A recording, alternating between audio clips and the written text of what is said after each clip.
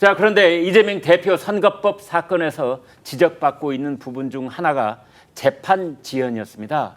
이런 가운데 법원에서는 신속한 재판을 향한 내부 변화가 감지되고 있습니다. 조희대 대법원장이 취임 때부터 강조해온 부분인데요. 듣고 와서 토론 이어가겠습니다. 사법부는 기본권을 수호하는 최후의 보루입니다. 모든 국민은 신속한 재판을 받을 권리를 가지는데도 법원이 이를 지키지 못하여 국민의 고통을 가중시키고 있습니다. 재판 지연의 원인은 어느 한 곳에 있다고 할 수 없습니다. 세심하고 다각적인 분석을 통하여 엉켜있는 문제의 실타래를 풀기 위해 노력하겠습니다. 자, 장 변호사님, 네. 흔히들 이와 관련해서 633 법칙을 얘기하던데 이게 무슨 뜻입니까? 네, 현행 공직선거법 270조에 보면 그러니까 선거사범에 대한 재판 기간에 대한 강행 규정이 있거든요. 네. 그러니까 선거범에 대한 재판만큼은 다른 재판에 우선해서 신속하게 하라라고 하면서 그 기간까지 명시가 되어 있습니다. 그러니까 1심은 공소 제기 후에 6개월 내에 선고를 해야 되고 그다음에 2심, 3심은 그로부터 3개월입니다. 그래서 633인 건데요. 결국은 선거범 재판에 대해서 대법원까지 간다라고 한다면 확정 재판이 날 때까지 1년을 넘기지 말라라는 취지가 담긴 것입니다. 네. 그러나 사실 우리가 이제 재판부에서 이런 강행 규정이 사실상 현장에서는 훈시 규정처럼 적용이 됐던 거죠. 아까 조금 전에 강행 규정이라는 말씀을 주셨고 이번엔 훈시 규정이라고 했는데요. 둘 사이의 차이를 좀 설명해 주세요. 말 그대로 강행 규정이다라고 한다면 재판부가 이 633이라는 기간에 기속된다는 겁니다. 예. 원칙적으로는 1심 재판이 공소가 제기되고 6개월 후에 선고가 돼야 되는 것이 강행되어 있는 것인데 네. 그런데 이것을 훈시 규정처럼 해석했다라는 것은 물론 들어야 되는 말이지만 어기더라도 뭐 그거에 의해서 뭐 처벌받거나 하지는 않는다는 취지이거든요. 예. 따라서 지키면 좋은 정도의 권고 규정으로 해석을 해왔다는 겁니다. 네. 그러나 이제 조희대 대법관이 이 부분이 강행 규정이다라는 것을 다시 한번 꼬집고 있고 신속한 재판을 강조하고 있기 때문에요. 아마 22대 총선에 관한 그 선거 사범이 이번 달 올해 10월 10일이면 공소시효가 만료가 되고 아마 네. 기소가 될 텐데 그때부터는 이 공직선거법 270조에 의한 633 법칙이 적용이 되는지를 조금 더 지켜봐야겠습니다. 네. 이재명 대표 선거법 위반 의혹은 1심 선고까지 무려 799일, 그러니까 800일이 걸렸다는 분석이 있습니다. 황운하 조국 혁신당 원내대표, 송철호 전 울산시장 각각 징역 3년이 선고된 청와대 울산시장 선거 개입 사건은 1심에만 무려 3년 10개월이 걸렸습니다. 아직 2심이 진행 중인데요. 이 사이에 황운하 원내대표는 국회의원 임기를 무사히 다 마치고 재선까지 됐는데요. 그 내용 살펴보겠습니다. 조 국장님.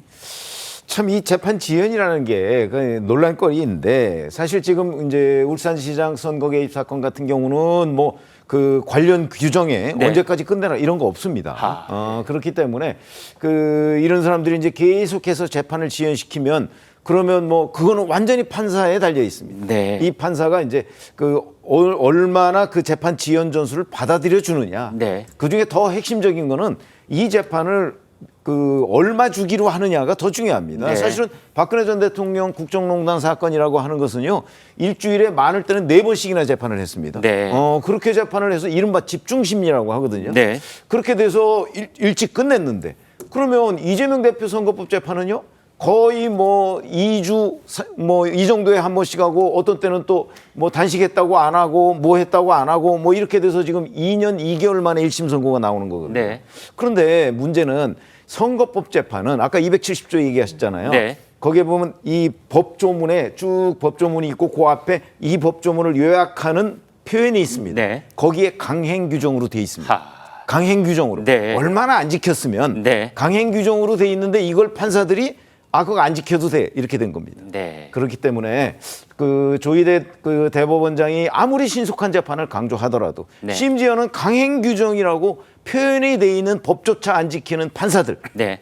이 부분에 대해서 어떤 조치를 여튼 좀 뭐 후속 조치를 마련해야 되지 않겠는가 이런 여론은 대단히 높아진다. 그렇게 말씀드릴 수 있습니다. 이 재판부에서 흔히 쓰는 표현 중에 하나가 회복할 수 없는 피해가 발생하기 전에 뭔가를 신속하게 구제한다. 뭐 이런 표현들을 쓰잖아요. 사실 네. 재판을 받는 사람 입장에서 보면요. 네. 그러면 하루하루가 엄청나게 힘이 들고 스트레스를 받습니다. 네. 그게 별거 아닌 재판이라 할지라도 네. 그러나 더군다나 이렇게 본인의 운명이 걸려 있는 재판이 네. 강행 규정이라고 법에 엄연히 돼 있는데 판사가 그걸 지키지 않거나 아니면 계속해서 6개월 내에 끝내야 될 걸 2년씩 끈다. 그렇게 되면 그 피고인은 그야말로 피가 마르는 심정이죠. 근데 이재명 대표는 지금 피고인이잖아요. 그러니까 이재명 대표는 어찌 보면 이 재판이 오랫동안 계속되는 혜택을 받고 있는 셈이 되는 거다. 이렇게 말씀드릴 수 있겠습니다. 네. 김상일 대변인께요. 그런데 이제 이재명 대표가 어제 한 방송에 나와서 사법부를 신뢰한다. 네. 이제 이런 발언을 했어요. 무슨 뜻입니까? 이 말은 일단은 재판 전이기 때문에 네. 재판부를 자극하고 싶지 않다라는 의중이 담겨 있는 게 하나가 있는 예. 것 같고요. 또 하나는 재판을 받고 선고를 받는 사람 입장에서 재판부를 어느 정도 여론적으로 압박하고 싶은 의중이 담겨 있겠죠. 양쪽에 다 뜻이 있다. 네, 그런 어떤 두 가지 어떤 그 의도와 심정이 담겨 있는 말이라고 저는 생각을 합니다. 네.